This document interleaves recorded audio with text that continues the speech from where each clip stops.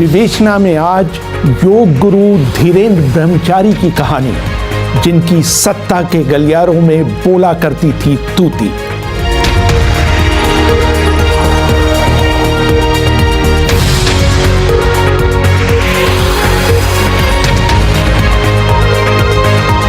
अभिवादन स्वीकार करिए रेहान फदल का। एक समय था कि उस समय की शक्तिशाली प्रधानमंत्री का योग गुरु होने के नाते धीरेन्द्र ब्रह्मचारी का जबरदस्त राजनीतिक रसूख हुआ करता था और उनसे मिलने के लिए केंद्रीय मंत्रियों, नौकरशाहों और महत्वपूर्ण व्यक्तियों की लाइन लगा करती थी। वो नीली टोयोटा कार में चला करते थे जिसे वो खुद ड्राइव करते थे।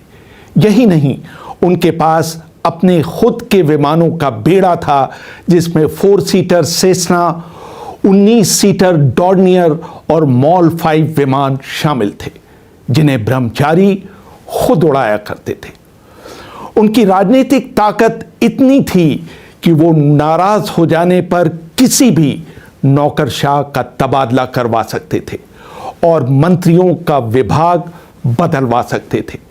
भारत के पूर्व प्रधानमंत्री इंदर कुमार गुजराल अपनी आत्मकथा matters of discretion and autobiography में लिखते हैं, जब मैं निर्माण और आवास राज्य मंत्री था, इंदिरा गांधी के योग गुरु धीरेन्द्र ब्रह्मचारी मुझ पर गोल डाकखाने के पास एक सरकारी जमीन को उनके आश्रम के नाम ट्रांसफर करने का दबाव डालने लगे। मेरा उनको कीमती जमीन देने का कोई इरादा नहीं था, इसलिए मैंने फाइल को आगे ही नहीं बढ़ने दिया। आखिरकार जब उनके सब्र का बांध टूट गया तो उन्होंने एक शाम फोन कर मुझे धमकाया कि अगर उनका काम नहीं हुआ तो वो मुझे डिमोट करवा देंगे। मैंने उसकी तरफ कोई खास ध्यान नहीं दिया, लेकिन एक हफ्ते बाद जब मंत्रिमंडल में फेरबदल हुआ, उमाशंकर दीक्षित को कैबिनेट मंत्री बनाकर मेरे ऊपर बैठा दिया गया। अगले दिन जब मैंने इंदिरा गांधी को पूरी कहानी सुनाई कि किस तरह स्वामी ने मुझे धमकाया था, वो चुप रहीं और उन्होंने मुझे कोई जवाब नहीं दिया। दिलचस्प बात यह रही कि उमाशंकर दीक्षित ने भी धीरेन्द्र ब्रह्मचारी को वो जमीन देने से इनकार कर दिया। नतीजा ये रहा कि कुछ दिनों बाद उनका भी तबादला कर दिया गया और हमारी जगह कहना मानने वाले मंत्री को ढूंढ लिया गया। यही नहीं, 1963 में भी धीरेन्द्र ब्रह्मचारी ने तत्कालीन शिक्षा मंत्री के.एल. श्रीमाली से अपने योग केंद्र के अनुदान का नवीनीकरण करने का अनुरोध किया था, लेकिन श्रीमाली ने उल्टा उनसे पिछले साल दिए गए अनुदान की ऑडिट रिपोर्ट मांग ली। इंदिरा गांधी ने यह मामला प्रधानमंत्री जवाहरलाल नेहरू के सामने उठाया। नेहरू ने श्रीमाली से बात भी की, लेकिन ब्रह्मचारी का अनुरोध माना नहीं गया। श्रीमाली ने अगस्त 1963 में कामराज योजना के तहत त्यागपत्र दे दिया, लेकिन कुछ लोगों का मानना है कि उन्हें जानबूझकर नेहरू मंत्रिमंडल से निकाला गया। उसी तरह वित्त आयोग के अध्यक्ष रहे एन.के. सिंह ने, जो जमाने में वाणिज्य मंत्रालय में तैनात थे, जांचकर्ताओं को बताया कि धीरेन्द्र ब्रह्मचारी डींगे हाँकते थे कि उन्होंने उनके पिता टी.के. सिंह को, जो कि वित्त सचिव थे, इसलिए बर्खास्त करा दिया था क्योंकि उन्होंने एक जमीन दिलवाने के मामले में उनकी मदद नहीं की थी।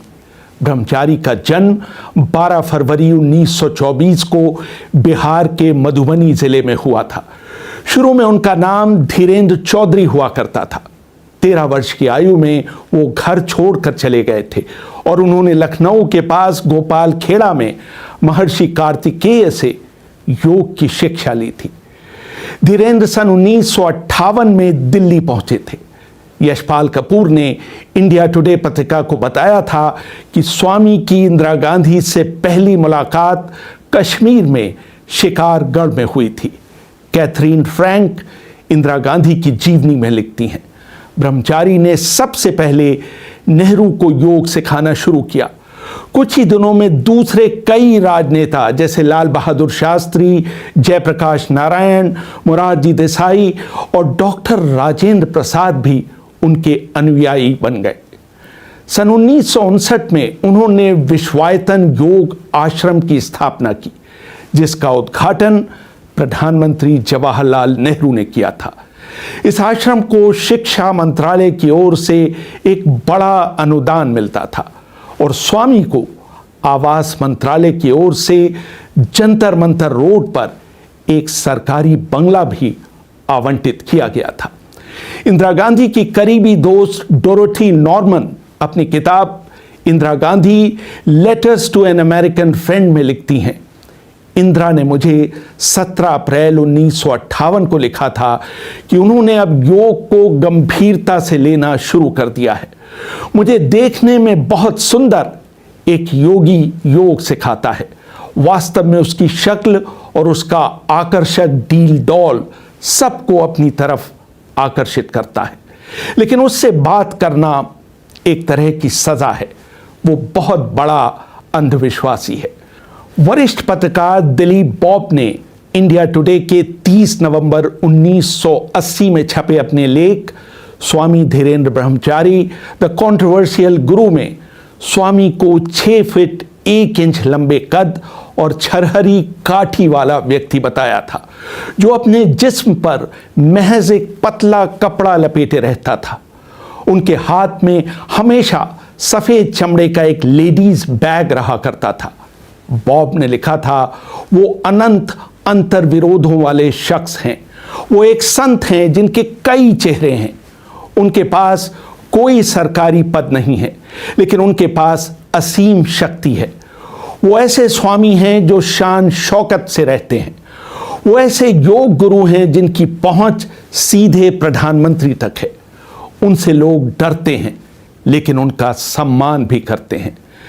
धीरेन्द्र ब्रह्मचारी ने कभी गर्म कपड़े नहीं पहने, चाहे श्रीनगर की सर्दी हो या मॉस्को की 0 डिग्री से भी कम सर्दी हो।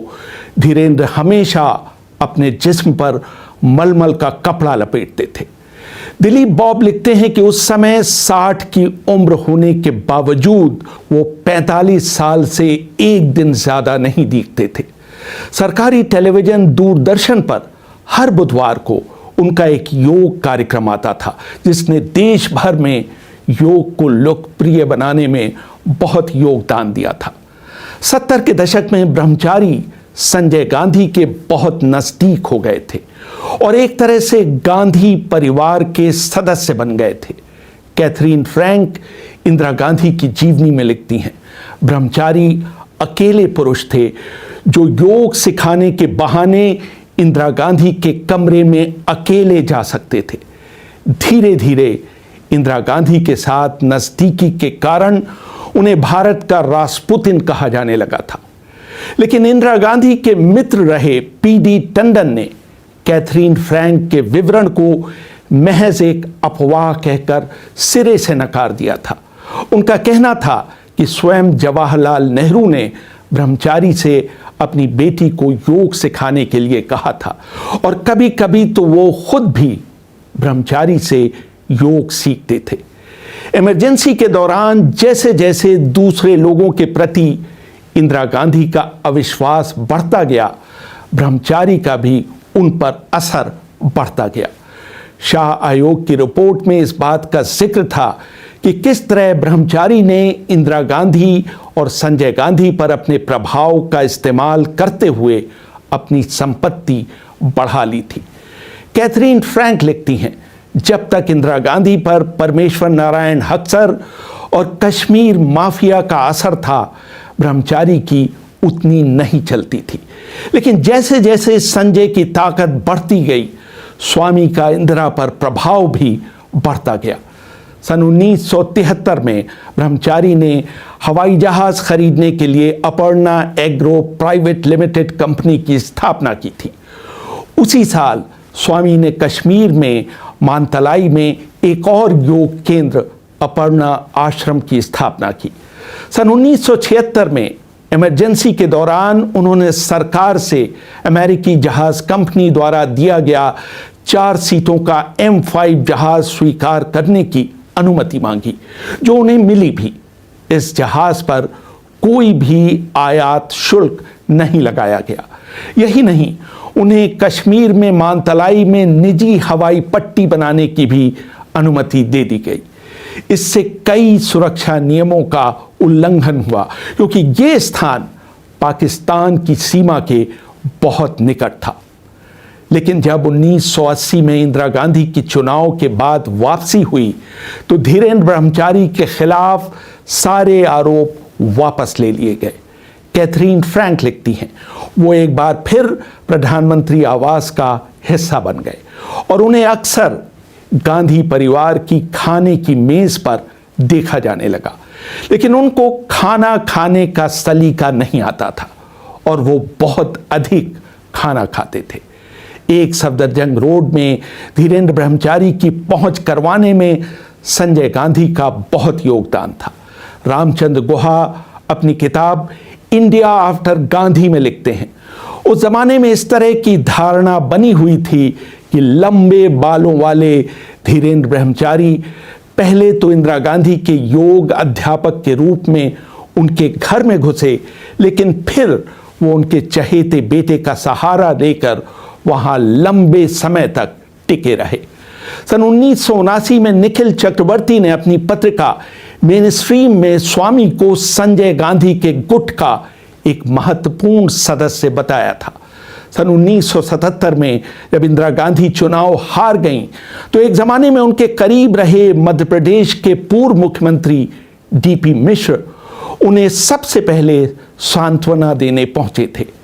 इंदर मल्होत्रा इंदिरा गांधी की जीवनी में लिखते हैं, डीपी मिश्र ने मुझे खुद बताया था कि इंदिरा से अकेले में बात करना बिल्कुल नामुमकिन था, क्योंकि संजय और धीरेन्द्र ब्रह्मचारी बार बार कमरे में घुस आते थे। धीरेन्द्र और संजय दोनों विमान उड़ाने के शौकीन थे। स्वामी ने संजय की मारुति फैक्ट्री में 3 लाख रुपए का निवेश किया था। उनके माउल 5 विमान का इस्तेमाल संजय उड़ान अभ्यास के लिए करते थे और इसी विमान से वो अमेठी और रायबरेली चुनाव प्रचार के लिए जाया करते थे। इंदिरा गांधी की जिंदगी के अंतिम चरण में धीरेन्द्र ब्रह्मचारी का सारा रसूख जाता रहा। दरअसल राजीव गांधी के उदय के साथ ही ब्रह्मचारी का पतन शुरू हो गया। कैथरीन फ्रैंक लिखती हैं, ब्रह्मचारी वो सब कुछ थे जो राजीव गांधी नहीं थे। वो तिकड़मी थे और पारदर्शी नहीं थे और उनका पाश्चात्य जीवन से दूर दूर का वास्ता नहीं था। इंदिरा के घर में स्वामी की उपस्थिति को राजीव ने कभी पसंद नहीं किया था। अब जब उन्हें वहां से हटाने का मौका मिला तो उन्होंने देर नहीं की। इसका पहला आभास तब मिला जब राजीव गांधी के शपथ ग्रहण समारोह में उन्हें बुलाया तक नहीं गया। परिवार की खाने की मेज से उन्हें गायब कर दिया गया और उनको साफ साफ बता दिया गया कि मैडम के पास उनके लिए समय नहीं है। उनके घटते प्रभाव का दूसरा इशारा तब मिला जब दूरदर्शन पर उनका योग सिखाने वाला कार्यक्रम कारण बताए बिना अचानक बंद कर दिया गया। इंदर मल्होत्रा इंदिरा गांधी की जीवनी Indira a political and personal biography में लिखते हैं, एक समय ऐसा आया कि प्रधानमंत्री आवास में उनको घुसने नहीं दिया गया। हर तरफ ये खबर फैल गई कि राजीव ने ब्रह्मचारी को दरवाज़ा दिखाने का फैसला ले लिया है। उनकी जिंदगी के अंतिम चरण में उन तक पहुंच न पाने के बाद स्वामी ने उनकी मौत के बाद इंदिरा तक पहुंचने की आखिरी कोशिश की थी। जब इंदिरा गांधी का अंतिम संस्कार किया जा रहा था तो वो उस चबूतरे पर पहुंच गए जहां उनका पार्थिव शरीर रखा हुआ था। कहा जाता है कि राजीव के निर्देश पर ही धीरेन्द्र ब्रह्मचारी को वहां से चुपचाप नीचे उतार दिया गया था और दोबारा उस जगह पर नहीं फटकने दिया गया था जहां इंदिरा गांधी का अंतिम संस्कार हो रहा था। उन पर विदेशी हथियारों को रखने और बेचने के सिलसिले में एक आपराधिक मुकदमा भी दायर हुआ। दिल्ली में सफदरजंग हवाई अड्डे का मुफ्त में इस्तेमाल करने वाले ब्रह्मचारी से उसका इस्तेमाल करने की फीस मांगी जाने लगी। इसके बाद उनकी परेशानियां बढ़ती चली गईं। उनके आश्रम के कर्मचारियों ने हड़ताल कर दी और वेतन बढ़ाने के लिए उनके खिलाफ प्रदर्शन करने शुरू कर दिए। संजय गांधी की तरह धीरेन्द्र ब्रह्मचारी की भी मौत जून के महीने में विमान दुर्घटना में हुई।